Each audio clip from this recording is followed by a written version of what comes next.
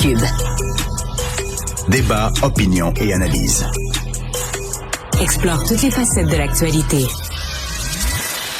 Avec nous, Maître Sophie Mongeon, avocate en droit social. Et là, j'ai été très curieux en lisant là les premiers sujets avec lesquels on va jouer en quelque sorte.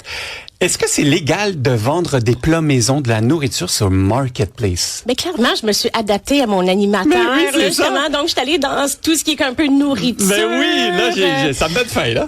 C'est pour ça que j'en discute avec toi. Donc, effectivement, en fin de semaine, j'ai une amie qui est styliste culinaire dans les magazines ici à Québécois. Puis elle me dit, tu sais, Sophie, sur Marketplace, là, elle dit, tu peux acheter de tout. Lasagne, confiture, repas africain, marocain. Et ça se mélange aussi avec des petits traiteurs.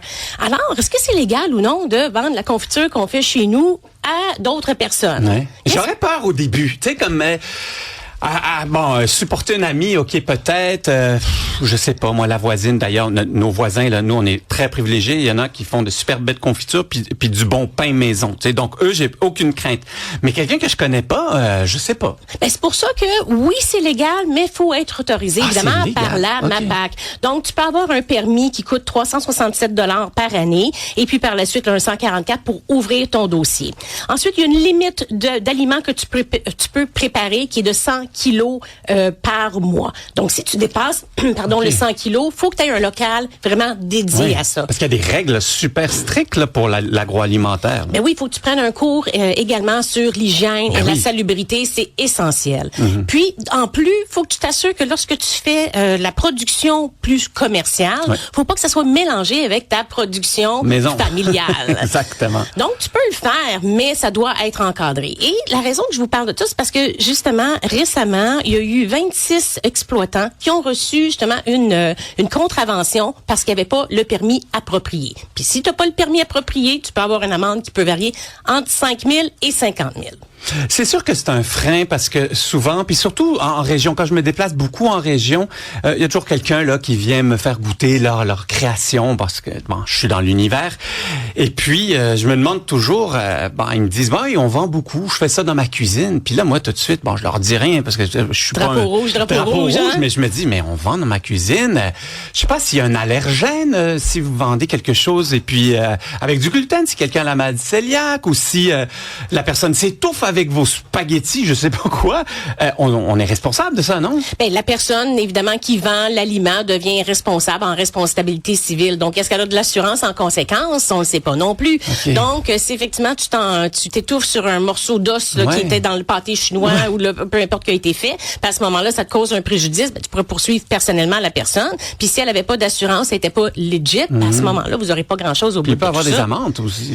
Oui, des amendes, comme je vous dis, de 5 000 à 50 000. Mais en plus, ça démontre quand même qu'il y a une économie parallèle. 100%. Donc, c'est difficile pour la restauration, c'est difficile pour d'autres entreprises comme Fresh, Hello Fresh, toutes ces affaires-là. Ils ont des compétiteurs qui n'ont pas toutes... Ils respectent pas les mêmes règles. Non, pas du tout, puis ils n'ont pas toutes les dépenses associées. Puis ces gens-là, on va se le dire, les vraies affaires, chargent sûrement pas TPS, TVQ, la majorité, et c'est sûrement en dessous de la table. Donc, je suis mi-figue, mi-raisin là-dessus. T'as une belle petite confiture qu'elle t'aime, peux-tu la vendre? Oui. Si t'en vends de façon plus grande quantité, organisez-vous pour être accrédité par la MAPAC. Oui, parce ça peut être un lendemain de veille assez difficile. Ça, c'était passionnant et triste en même temps, la saga du sirop d'érable falsifié. Ouais. Donc, évidemment, quand t'engages ta responsabilité civile, quand t'essaies de passer des petites vites aux gens, heureusement, il y a les actions collectives. J'en parle régulièrement parce que c'est vraiment une astuce importante pour les gens qui n'ont pas les moyens de se payer des avocats, de pouvoir faire un recours qui leur coûte rien. Là, je le répète. Donc, on sait qu'en avril, Steve Bourdeau, il y a eu une action collective qui a été présentée contre lui pour avoir justement coupé son sirop de 50% de sirop de canne. Et vous comprenez que l'action collective contre lui est un petit peu pas trop solide. Je parle pas au niveau des faits, je parle au niveau monétaire. Si ce gars-là décide de faire faillite puis fermer, on va aller saisir quoi? Du faux sirop d'érable? C'est ça. Donc, les procureurs, ce qu'ils ont fait, c'est qu'ils viennent de rentrer là, en nous, les commerçants. Donc, on vient d'ajouter Metro, Sobeys, Loblaws. Dans l'action collective? Dans l'action collective. Fait que là, mais eux, ils ne savaient pas plus, là. C'est faux. J'ai lu la Ah, ok. requête ce matin et on découvre que Métro savait depuis 2016, là, dans un des allégués, qu'il y avait déjà eu des plaintes contre l'Érabeille, qui était une des sociétés là, de Monsieur Bourdeau. Fait que Métro le savait. Et également un autre allégué, même la compagnie Épicia, qui a les épiceries Valmont, aurait été au courant dès avril 2025 qu'il y avait anguille sous roche. Donc, les procureurs, en rajoutant les grosses entreprises, viennent de se garantir que si l'action collective va de l'avant, au moins il y a quelqu'un qui a de l'argent. Et tu crois que ça peut aboutir à quelque chose? Parce qu'on sait que les actions collectives, des fois, ça prend une éternité, puis après, on n'entend plus parler. Ben, oui, ça prend une éternité. Ben, je vous dis, on n'a rien d'autre à faire que d'attendre notre tour, puis faire Ouais. la procédure, puis on verra. Mais c'était une astuce vraiment bien des procureurs de rentrer des gens qui sont pas mal plus solvables, probablement, que le monsieur Steve Bourdeau personnellement. Ouais.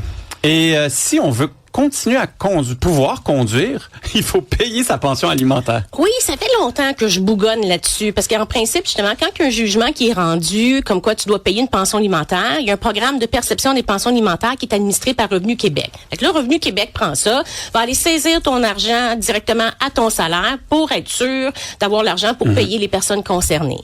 Dans toutes les autres provinces du Québec, du Canada, la majorité, ils ont toute une possibilité de pouvoir suspendre les permis de conduire. Puis nous autres, là, on dort au gaz et on vient juste, depuis le 1er janvier 2026, autoriser tout ça.